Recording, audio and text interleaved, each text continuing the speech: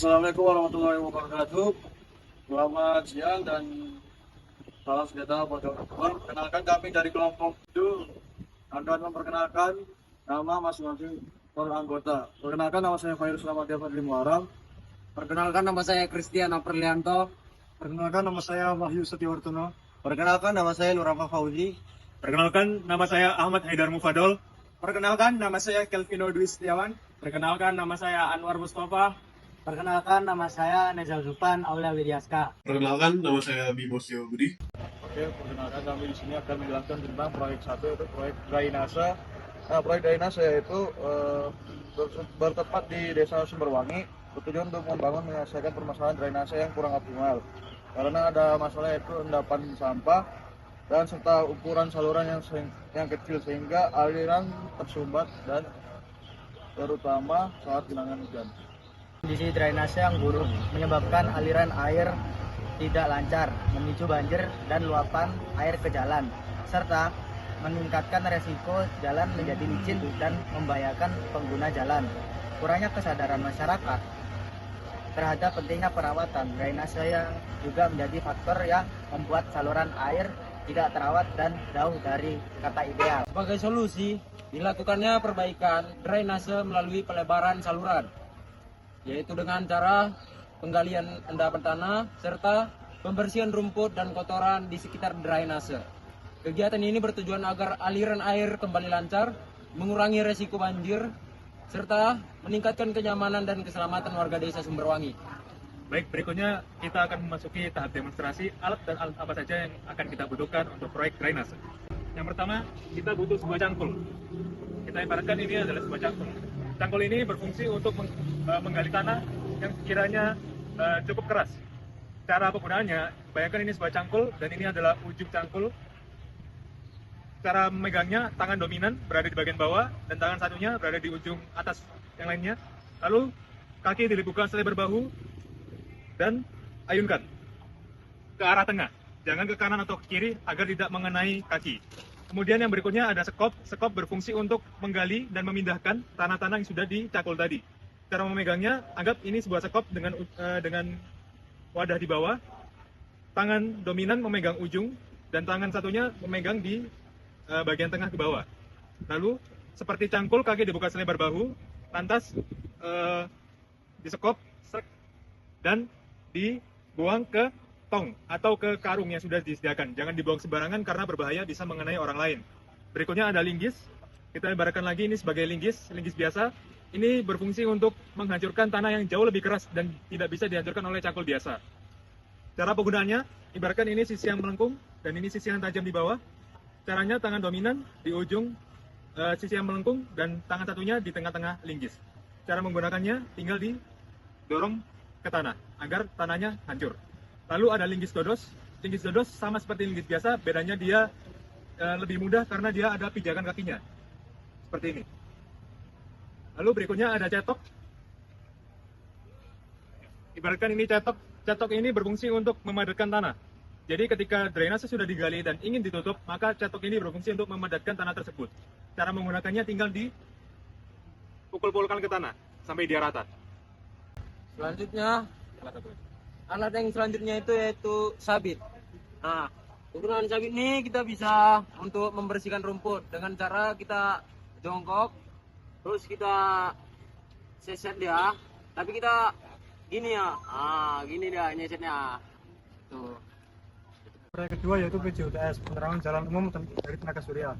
Yang pertama, kawasan Flores menuju desa Sumberwangi memiliki kondisi geografis berupa jalan berkelok curam dan sering berkabut, sehingga sangat membutuhkan penerangan jalan yang memadai.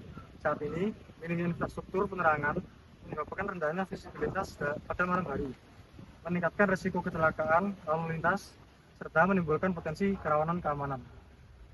Sebagai solusi, dirancang penerangan jalan umum tenaga surya yaitu PJUTS berbasis sistem off-grid yang mampu beroperasi mandiri tanpa bergantung pada jaringan listrik PLN. Sistem ini memanfaatkan panel surya, baterai, lampu LED, serta sensor cahaya. Serta untuk efisiensi energi dan keandalan operasional, program ini sejalan dengan misi SDGs ke-7 tentang energi bersih dan terjangkau serta mendukung implementasi Tridharma perguruan tinggi. Sasaran kegiatan ini adalah masyarakat Dusun Sumberwangi serta pengguna jalan akses UB Forest, termasuk warga, wisatawan, mahasiswa, dan peneliti, dengan tujuan meningkatkan keselamatan, kenyamanan, dan kualitas infrastruktur desa.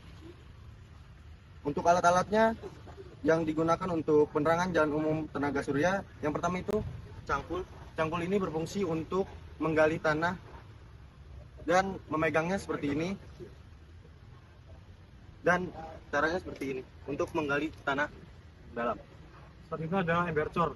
Embercor itu digunakan untuk menyalurkan semen ke adonan dan juga fondasi dari tiang tersebut. Nah, untuk selanjutnya ada cetokan. Cetokan ini untuk ngeratain semen biar rata ini ya. Nah, terus selanjutnya tali. Talinya itu digunakan untuk mendirikan tiang listriknya. Oke. Jadi kami akan menjelaskan tentang proyek ketiga, yaitu proyek IoT.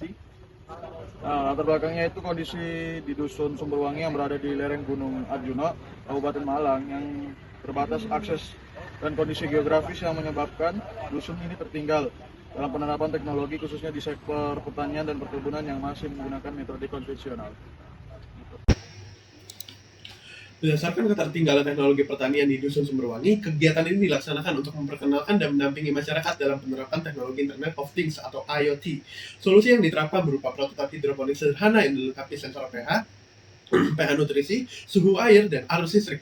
Teknologi ini diperkenalkan melalui sosialisasi dua arah serta pelatihan langsung di lapangan agar masyarakat dapat memahami cara kerja, perawatan, dan manfaatnya secara detail. Cara kegiatan ini adalah masyarakat Dusun Sumberwangi, khususnya para petani yang masih menggunakan teknologi yang konvensional, terus agar dapat mendapatkan manfaat langsung dari penerapan teknologi IoT dan meningkatkan efektivitas dalam penerapan pertanian mereka. Baik, berikutnya itu alat-alat yang akan kita gunakan untuk proyek IoT, hidroponik berbasis IoT ini. Jadi di sana nanti kita akan disediakan sebuah pipa-pipa yang sudah dipotong dan juga sudah disiapkan juga penyambungnya, yaitu berupa elbow atau siku. Nah, nanti siku itu nantinya akan dihubungkan ke masing-masing pipa panjang tersebut. Nah, cara menyambungkannya yaitu pertama kita sambung dulu, lalu ini ibaratkan sebuah palu karet, tinggal kita pukul secara perlahan. Nanti dia akan menyambung dan juga membentuk suatu susunan hidroponik yang kokoh.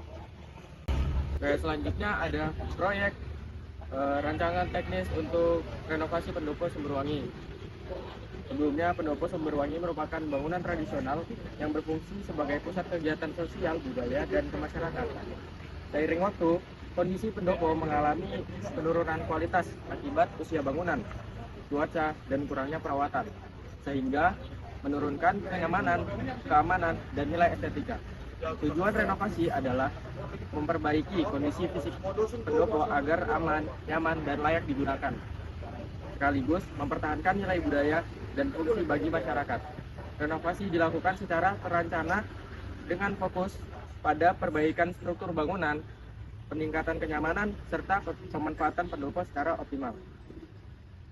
Solusi yang dilakukan meliputi perbaikan bagian bangunan yang rusak seperti atap, lantai, dan struktur pendukung, peningkatan fasilitas penunjang seperti pencahayaan, ventilasi, instalasi listrik, serta tetap menjaga bentuk dan karakter pendopo sebagai bangunan tradisional. Sasaran kegiatan adalah masyarakat sekitar, perangkat desa, kelompok seni dan budaya, serta generasi muda agar pendopo dapat digunakan secara aman, berkelanjutan, dan bermanfaat bagi semua lapisan masyarakat. Baik, berikutnya yaitu alat-alat yang akan kita gunakan dalam proyek renovasi pendopo. Pertama, kita tahu bahwa pendopo itu memiliki halaman luar, di mana halaman luar ini juga kurang terawat, maka kita perlu alat-alat untuk merawat halaman luar tersebut. Yang pertama ada cangkul, yaitu untuk menggemburkan tanah. Yang kedua ada celurit atau sabit untuk membasmi rumput-rumput liar. Lalu yang ketiga ada cetok dan juga sekop, ini bisa digunakan untuk memadatkan tanah yang sekiranya gembur. Dan juga yang keempat kita butuh palu karet, karena lantai dari pendopo ini masih menggunakan paving block, sehingga dengan palu karet bisa untuk meratakan paving yang sekiranya memuncak atau tidak rata. Lalu berikutnya ada kafe untuk membersihkan lumut dan kerak-kerak di dinding. Lalu ada kuas 5 inci untuk mengecat dinding dan menggunakannya dengan vertikal, tidak horizontal dan diagonal.